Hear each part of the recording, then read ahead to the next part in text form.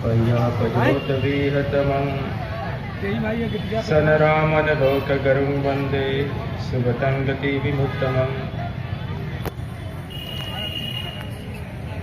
अर्थात जिनका हृदय करुणा से शीतल है,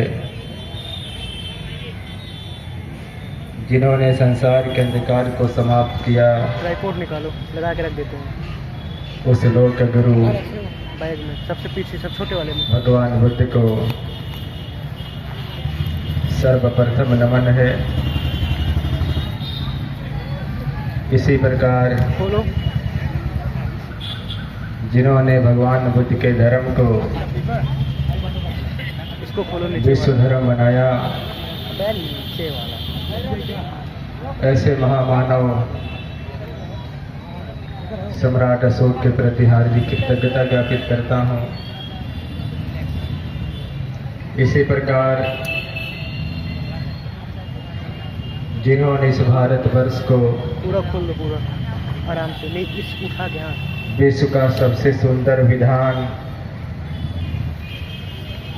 और उससे भी सुंदर बौद्ध धर्म महान दिया, परम पूज्य बोधिसत्व बाबा साहब डॉक्टर अम्बेडकर के प्रति हार्दिक कृतज्ञता ज्ञापित करता हूँ। इसी प्रकार देश में जन्मे उन सभी संतों, गुरुओं, महापुरुषों को जिन्होंने देश में समता मूलक समाज की लड़ाई लड़ी, उन सभी महानुभावों को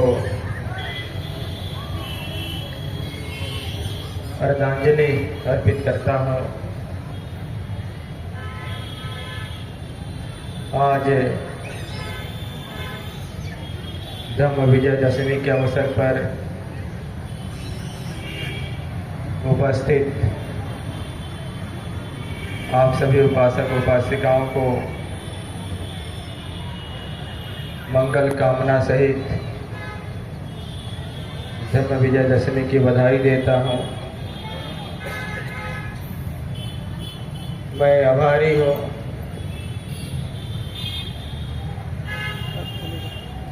आदरणीय भारती जी का, प्रेमी जी का, सुभावती मैडम का, गीता मैडम का, जितने भी राजापका के लोग हैं, बोधी समाज के लोग हैं, लगातार समाज में जन जागरण का कार्य करने के लिए, बाबा साहब के सपनों का भारत बनाने के लिए जो योगदान हो रहा है, आप सभी लोग हमारे बधाई के सुपात्र हैं। बंधु, आज धम्म विजय दशमी है। पूरे देश में, देश के लगभग सभी जिलों में धम्म विजय दशमी समारोह मनाया जा रहा है। लोग अधर्म पर धर्म की विजय कर रहे हैं,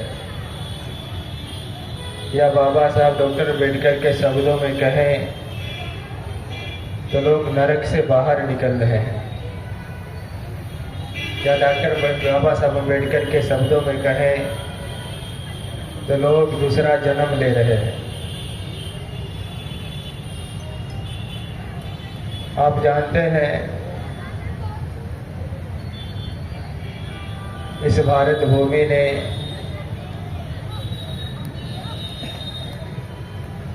महाराजा अशोक को जन्म दिया, और महाराजा अशोक जैसा प्रतापी सम्राट आज तक पूरी दुनिया में नहीं हुआ। महाराजा अशोक ने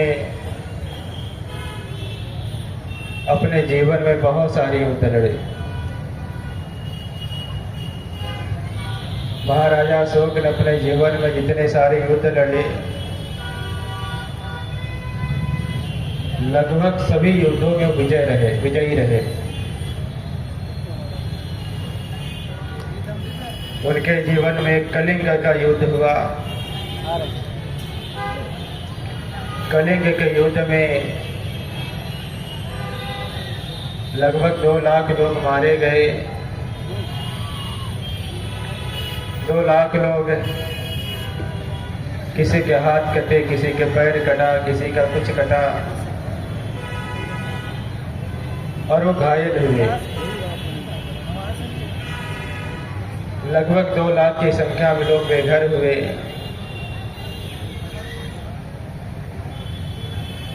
अशोक जब युद्ध भूमि पर सब कंट्रोल में है बड़े। हाँ एकदम। इतने लोगों का नरसंहार देखे तो उनका मन बहुत द्रवित हो गया। अपने सैनिक छावनी में वह हटा दिया था। बहुत परेशान रहे। सब महापुरुष भी है ना। रात भर उन्हें नींद नहीं आई। अगले दिन एक छोटे से बंदे, लगभग 7 साल के, उनका नाम निग्रोध, उसी सैनिक छावनी के सामने से गुजर रहे थे। महाराजा अशोक की नजर पड़ी।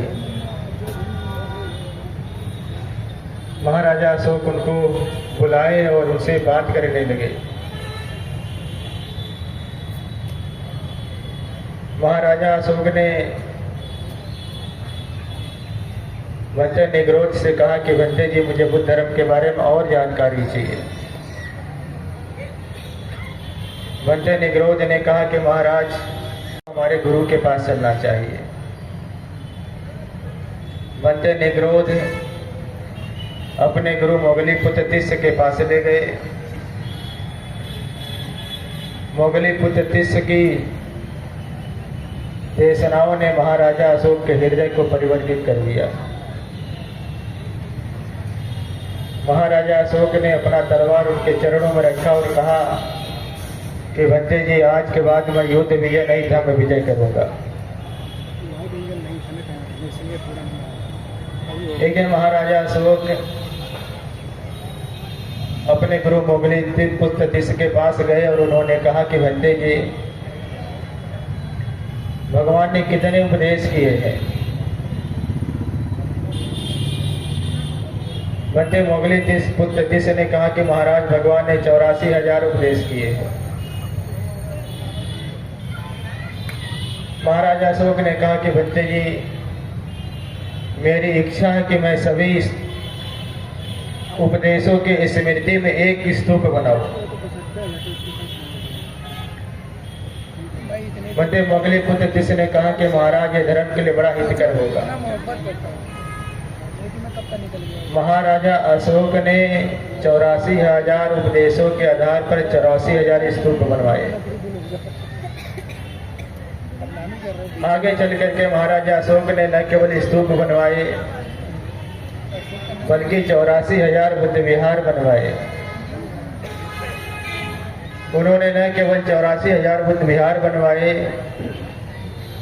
बल्कि स्थान स्थान पर 84,000 धम्म स्तंभ गड़वाए।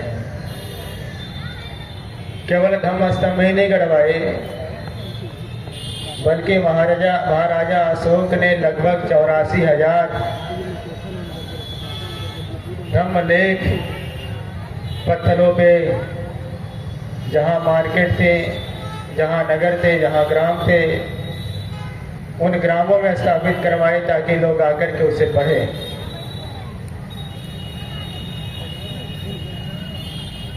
एक दिन महाराजा अशोक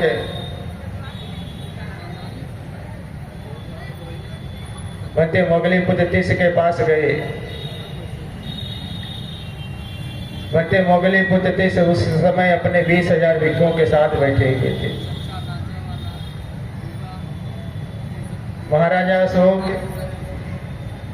बंदे मोगलीपुत्र तिस्य से कहा कि बंदे मुझे लगता है कि मैं भगवान बुद्ध के धर्म का सबसे बड़ा उपासक हुआ। मुझे लगता है कि मैं भगवान बुद्ध के धर्म का उत्तराधिकारी हूँ। मध्य मोगली पुत्र जी ने कहा, नहीं महाराज, आपको ऐसा नहीं सोचना चाहिए। आप भगवान बुद्ध के धर्म के सबसे बड़े उपासक नहीं कहे जा सकते हैं, या भगवान बुद्ध के धर्म के उत्तराधिकारी भी नहीं कहे जा सकते। महाराजा अशोक बड़ा निराश होते हैं, कहते कि भंते जी, मैंने 84,000 स्तूप बनाए हैं, 84,000 धम्म स्तंभ लगवाए हैं, 84,000 विहार बनवाए हैं, 84,000 शिलालेख लगवाए हैं, प्रतिदिन हजारों भिक्षुओं को संगदान करता हूँ, और आप कह रहे हैं कि मैं बुद्ध धर्म का बड़ा अनुयायी नहीं बना, और आप कहते हैं कि मैं बौद्ध धर्म का उत्तराधिकारी भी नहीं बना। मध्य मोगली बुद्ध से फिर मुस्कुराते हैं, कह नहीं महाराज, सच मानिए, इतना करने से नहीं कोई बनता है। तो उन्होंने कहा कि भगवान बनते, फिर क्या करने से लोग सबसे बड़े अनुयायी बनते, मैं वही करना चाहता हूँ। मध्य मोगली पुत्र ने कहा कि महाराज, जब तक आप अपने घर से किसी अपने पुत्र को या पुत्री को भिक्षु या भिक्षुणी संघ में शामिल नहीं कर देते हैं, तब तक आप उस धर्म के सबसे बड़े अनुयायी नहीं कहे जा सकते हैं। महाराजा अशोक की नजरें इधर उधर दौड़ने लगी। उसी समय उनके सबसे बड़े पुत्र महामहेंद्र जो उनके साथ गए हुए थे, जो महाराजा अशोक के बाद इस देश के सम्राट बनते, वह भरी सभा में खड़े हो जाते हैं। महाराजा अशोक के सामने हाथ जोड़ करके कहते कि पिताजी, आप मुझे भिक्षु बनने की अनुमति दीजिए। महाराजा अशोक ने उनको महामहेंद्र को भिक्षु बनने की अनुमति दे दी। ये बातें सोचने में बहुत सामान्य सी लगती है, लेकिन मैं कभी कभी सोचने लगता हूँ तो मैं बहुत हैरान होता हूँ। आप सोचिए, अगर इस देश के राष्ट्रपति का बच्चा भिक्षु बने तो क्या इस देश के लिए छोटी घटना हो सकती है क्या? किसी देश के प्रधानमंत्री का लड़का भिक्षु बने छोटी घटना हो सकती है क्या? किसी राज्य के मुख्यमंत्री का लड़का अगर भिक्षु बने छोटी घटना हो सकती है क्या? आप सोचिए कि इस महामहेंद्र का भिक्षु बनना कितनी बड़ी घटना रही होगी। कुछ दिन के बाद उनकी प्रिय पुत्री, उनकी बड़ी बेटी संघमित्रा भी भिक्षुणी बन गई। आप सोचिए, संघमित्रा का भिक्षुणी बनना छोटी घटना हो सकती है क्या? महाराजा अशोक ने बहुत सारे धर्म प्रचारकों की नियुक्ति की और उनको विभिन्न देशों में भेजा। जो देश महाराजा अशोक युद्ध से नहीं जीत सके थे, उन देशों को महाराजा अशोक ने धम्म विजय करके जीता। इसलिए मैं बार बार कहता हूं, इस संसार ने न जाने कितने राजा पैदा किए, इस संसार ने जाने कितने शासक पैदा किए, और ये संसार न जाने कितने राजाओं को पैदा करेगा, और ये देश, ये संसार न जाने कितने शासकों को पैदा करेगा। लेकिन अशोक जैसा शासक न तो कोई पैदा हुआ, न अशोक जैसा शासक कोई पैदा होने वाला है। महाराजा अशोक के कारण ही आज पूरा एशिया का भूखंड बौद्धमय है। 12वीं शताब्दी के बाद भारत में बौद्ध धर्म समाप्त हो गया। पुष्यमित्र शुंग आज ब्राह्मण राजाओं ने बौद्ध धर्म की जड़ें हिला डाली। बाद में मुगल सम्राट आए, उन लोगों ने भी बहुत बड़े पैमाने पर वो धर्म की छवि खराब की, वो धर्म को नष्ट किया। जो धर्म, जिस धर्म के कारण भारत विश्व गुरु बना,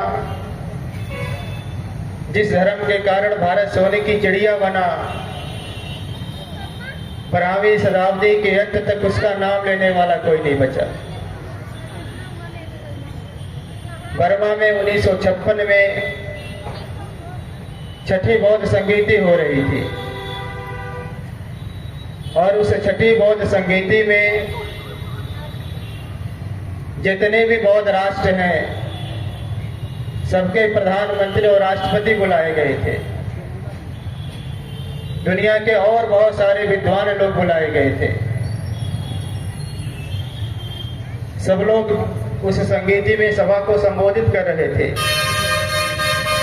भारत से भी पंडित जवाहरलाल नेहरू, उनका मंत्रिमंडल, परम पूज्य बाबा साहब डॉक्टर अम्बेडकर, मदन आनंद कौशलाएं, राहुल संस्कृताएं, जगदीश काश्यप आज जैसे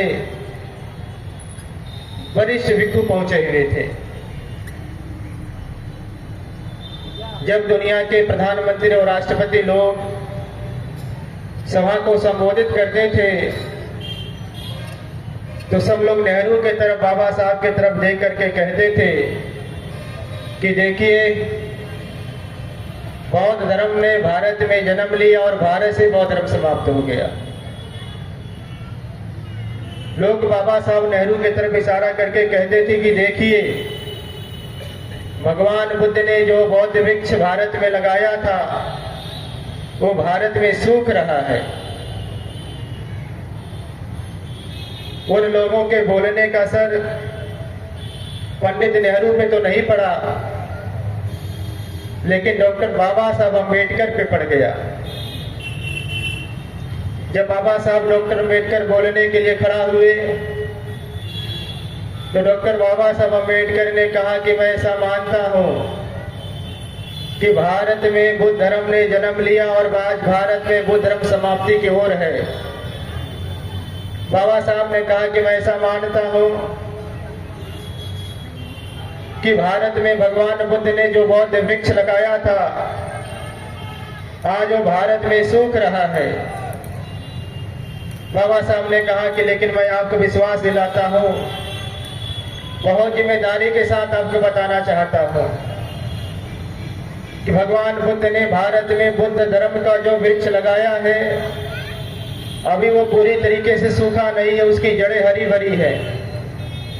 कहा कि अगर उस पर पानी डाला जाए तो उसकी जड़ें पुनः हरी भरी हो जाएंगी और कुछ ही दिनों में उसकी टहनियां हरी भरी हो जाएंगी और जब टहनियां हरी भरी हो जाएंगी उस पर नए नए पत्ते निकल आएंगे।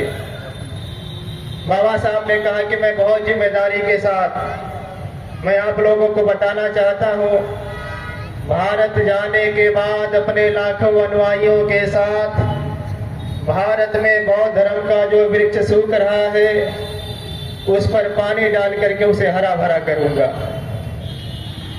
बाबा साहब भारत आए 14 अक्टूबर 1956 को अपने लाखों अनुयायियों के साथ नागपुर की पावन धरती पर बौद्ध धर्म का जो वृक्ष सूख रहा था उस पे पानी डाल करके हरा भरा कर दिया। आज मैं देख रहा हूं कि डॉक्टर बाबा साहब अम्बेडकर की दम दीक्षा के कारण आज भारत का कोई राज्य नहीं है जहां बौद्ध लोग नहीं रहते हैं। मैं पूरे देश में जाता रहता हूं और मैं पूरे देश में देख रहा हूं कि भारत के कोई जिले नहीं है जहां आज बौद्ध लोग नहीं रहते हैं।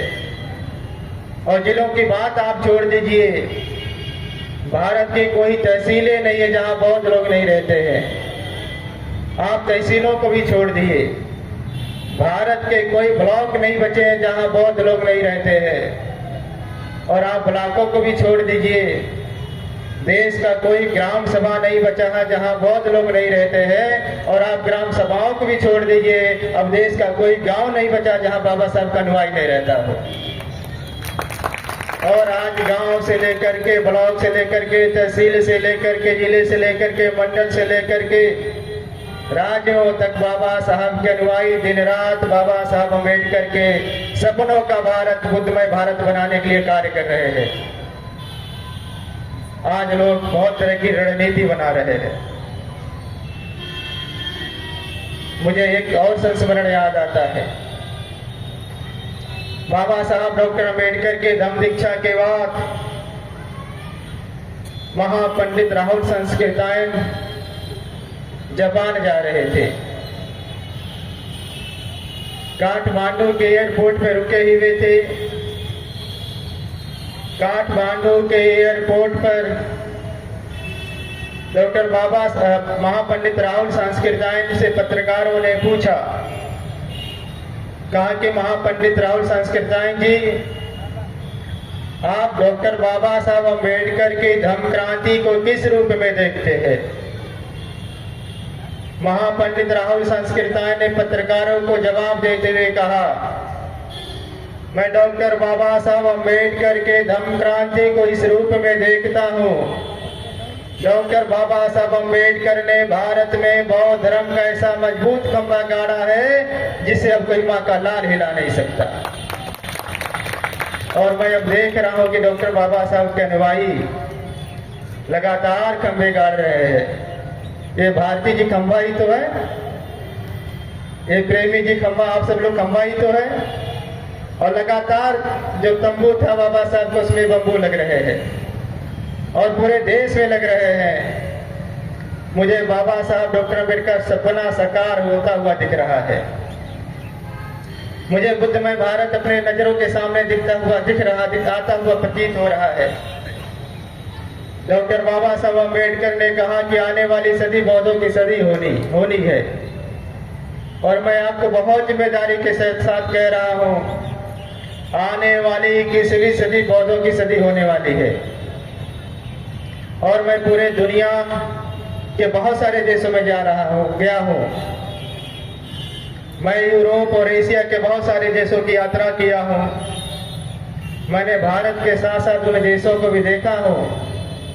पूरे दुनिया में दो ही विचारधारा बहुत तेजी के साथ बढ़ रही है। पूरी दुनिया में या तो लोग नास्तिक हो रहे हैं, नहीं तो लोग बौद्ध हो रहे हैं। और मैं भारत में भी देख रहा हूँ कि जैसे जैसे शिक्षा बढ़ रही है, जैसे जैसे टेक्नोलॉजी बढ़ रही है, जैसे जैसे साइंस बढ़ रहा है, इस देश के लोग या तो बौद्ध हो रहे हैं, नहीं तो इस देश के लोग नास्तिक होते जा रहे हैं। मैं आपको पिछले साल का संस्मरण सुनाना चाहता हूँ। पिछले साल मैं लुम्बिनी से पदयात्रा करके वापस आया था और दिल्ली के एक बड़े संगठन के लोग, देश का जो बड़ा संगठन है, चर्चित संगठन है, उसके 4-5 बड़े पदाधिकारी हमसे मिलने आए। हमसे छोटे बंदे लोगों ने कहा कि कुछ लोग मिलने आए हुए हैं। तो हमने कहा अच्छा उनको ऊपर भेज दो। मैं ऊपर अपने ऑफिस में बैठा हुआ था और मैंने परिचय पूछा तो मुझे थोड़ी सी हैरानी हुई और मुझे लगा कि अगर मुझे पहले पता चला होता कि लोग हैं तो मैं नहीं मिलता।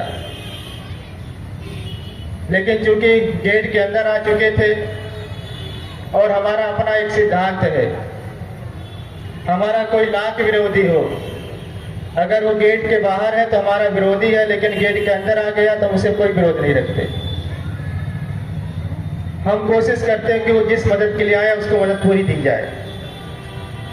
हम भूल जाते हैं और मुझे भूलना भी चाहिए कि गेट के अंदर आने वाला हर आदमी जो है उसकी मदद होनी चाहिए। तो मैंने उनसे पूछा कि बताइए आप आने का कारण बताइए। उन लोगों ने कहा कि बंते जी मैं चाहता हूं कि देश में एक संगठन बने और धर्मगुरुओं का संगठन बने, सभी धर्मगुरु लोग इसमें शामिल किए जाए।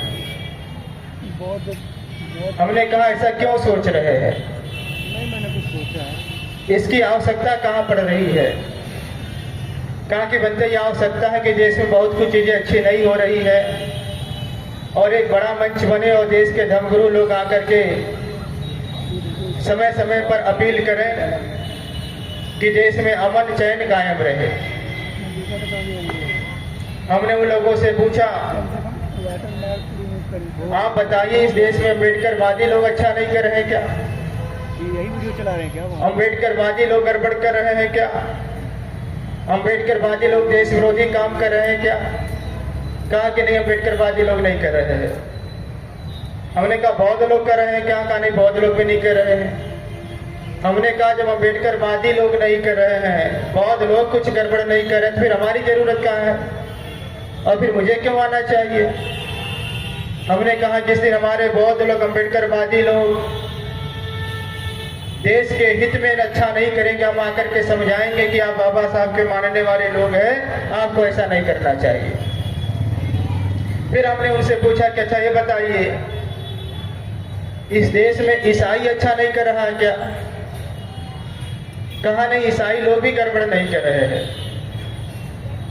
हमने कहा तो मुसलमान कर रहा है क्या? कहा कि नहीं, मुसलमान बहुत डरे हुए, इस समय उन्हें लोग नहीं कुछ कर सकते, उनकी हिम्मत नहीं करने की।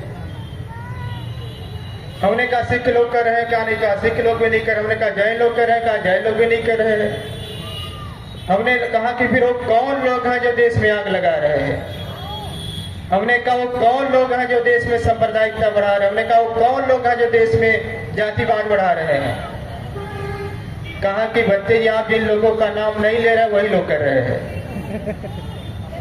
तो हमने कहा फिर आप अपने नालायकों को समझाओ न, और उनको ये भी समझाओ कि इस देश का कोई भी नागरिक पाकिस्तान नहीं जा रहा है और इस देश का कोई भी नागरिक अफगानिस्तान नहीं जा रहा, इस देश का कोई भी नागरिक बांग्लादेश नहीं जा रहा, और हम लोग बौद्ध लोग भी चीन जापान नहीं जा रहे हैं, और तथाकथित हिंदू राष्ट्र चाहने वाले लोग भी नेपाल नहीं जा रहे हैं।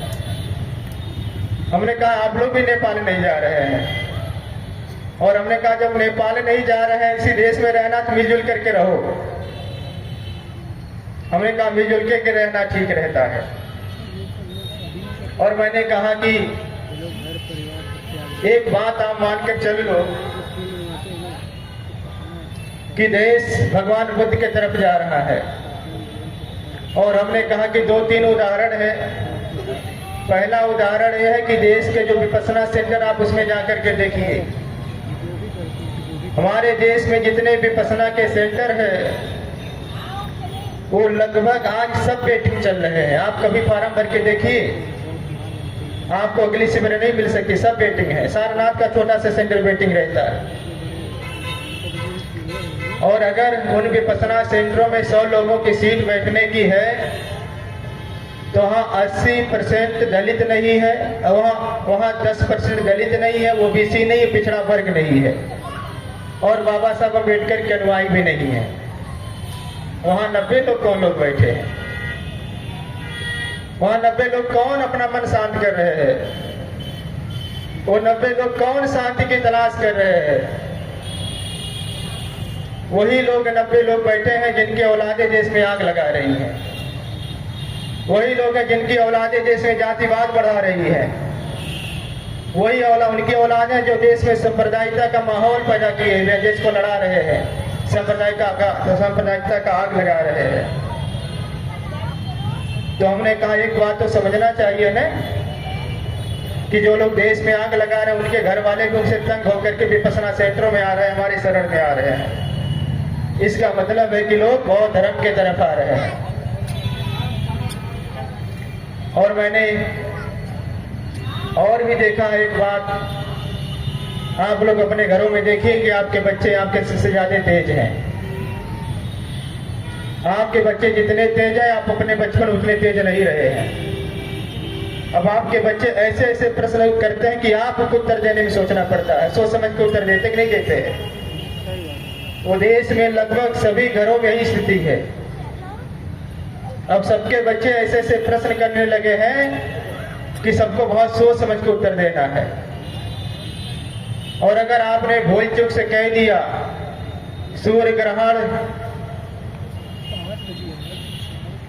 बंदर के खा लेने से जो है वो सूरज जो है वो सूर्य ग्रहण होता तो आपके बच्चे मारने वाले नहीं हैं। अब वो बताएं कि सूर्य ग्रहण कैसे होता है। तो इसलिए मुझे लगता है कि आने वाले 10-20 सालों में आपके बच्चों के पास इतने क्वेश्चन होंगे, अगर आप अपने बच्चों को उत्तर नहीं दे पाए तो आपके बच्चों के सामने 2 विकल्प हैं, या तो आपके बच्चे नास्तिक हो जाएंगे, नहीं तो फिर उनके बच्चे बौद्ध हो जाएंगे। और मैं एक बात कहता हूं, नास्तिक होना विज्ञानवादी होना है। जो विज्ञानवादी होता है वही नास्तिक होता है। और विज्ञान को जन्म कौन देता है? विज्ञान सबसे करीब किससे है? किसकी देशनाएं विज्ञान के बहुत करीब है। तो विज्ञान को हम ही जन्म देते हैं, विज्ञान हमारे ही करीब है। हम ही वैज्ञानिक धर्म के मानने वाले लोग हैं। और अगर कोई व्यक्ति नास्तिक हो रहा, विज्ञान के करीब आ रहा, तो मेरे करीब ही आ रहा है, मैं ऐसा मानता हूं। नास्तिक होना बौद्ध होने जैसा भी है। तो आने वाले 10-20 सालों में देश में मुझे एक बड़ा परिवर्तन देखने को मिलेगा। आप सबको एक बड़ा परिवर्तन देखने को मिलेगा। मैं लगभग देश के सभी मंचों से मैंने एक बात को कहा है, मैं आप लोगों से कह रहा हूं, इस बात को प्रचार प्रसार करना है। देश में दलित समाज के लोग लगभग 22% है, और ये 22% लोग बाबा साहब को अपना मसीहा मानते हैं। अगर 22% लोग जो बाबा साहब को अपना मसीहा मानते हैं, अगर बाबा साहब की धम्म क्रांति को अपने जीवन में उतार लें और 22% बाबा साहब का अनुकरण करके बौद्ध बन जाए, तो ब्राह्मणवाद 22% कम हो जाएगा।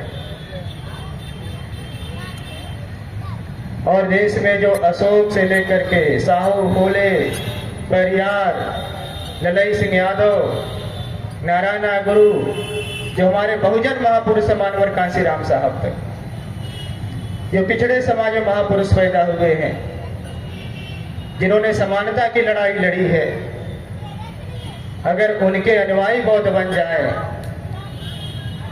तो हमारी इस देश में संख्या 40 से 50% हो सकती है। और हमारा 40 से 50% होना इस देश में जो ब्राह्मणवाद है उसका 40-50% कम हो जाना होगा। तो एक रणनीति बनाना है जो समान विचारधारा के लोग हैं, वो चाहे किसी भी जाति धर्म के लोग हैं, हम सभी लोगों को रोटी बेटी का संबंध करना चाहिए। हम लोगों को बहुजन समाज बनाना चाहिए, बौद्ध समाज बनाना चाहिए, और उसके लिए दिन रात काम करना चाहिए। इन्हीं सब बातों के साथ एक अंतिम अपील करते हुए अपनी बातों को विराम दूंगा। अंतिम बात मेरी यह है, कोई भी आदमी तब मरता है जब वो चाहता है। जब तक आप नहीं चाहेंगे तब तक आप नहीं मरेंगे, और जब आप चाह लेंगे तो आप मर जाएंगे। हम भी जब चाहेंगे तो भी मरेंगे, और जब तक नहीं चाहेंगे तो नहीं मरेंगे। हमने तो एक संकल्प ले लिया है, हमें तब तक नहीं मरना है जब तक डॉक्टर बाबा साहब अम्बेडकर के सपनों का भारत पर बुद्ध भारत नहीं बनता है। और हमें मरना भी है तो बौद्ध देश में मरना है। आप भी तय कर लो कि आप भी तब तक नहीं मरेंगे जब तक डॉक्टर बाबा साहब अम्बेडकर के सपनों का भारत नहीं बन जाता है, अर्थात बुद्धमय भारत नहीं बन जाता है। इस संकल्प के साथ और एक बात और याद रखनी है कि हमेशा विचारधारा के पीछे चलना चाहिए, विचारधारा के आगे नहीं चलना चाहिए। बहुत सारे महत्वाकांक्षी लोग होते हैं, विचारधारा के आगे आ जाते हैं, और जब वो विचारधारा के आगे आ जाते हैं तो विचारधारा उनसे बहुत पीछे छूट जाती है। 2-4 सालों में जब समाज उनको छोड़ता है तो विचारधारा तो पहले ही छूटा था, अभी समाज छूटा है तो आदमी जिंदा मर जाता है। लेकिन जो आदमी विचारधारा के पीछे पीछे चलता है, विचारधारा उसके साथ चलती है, उसके आगे रहती है। अगर कोई आदमी साथ छोड़ता भी तो विचारधारा उसके साथ है तो आदमी कभी मरता नहीं है। तो अगर आपको जिंदा रहना है तो विचारधारा के पीछे पीछे चल दिए, अगर आपको मरना है तो विचारधारा के आगे चले जाइए। इन्हीं सब बातों के साथ मैं पुनः बोधि समाज को, राजात्मका को, उनके सारे पदाधिकारियों के सारे कार्यकर्ताओं को मैं धन्यवाद देते हुए,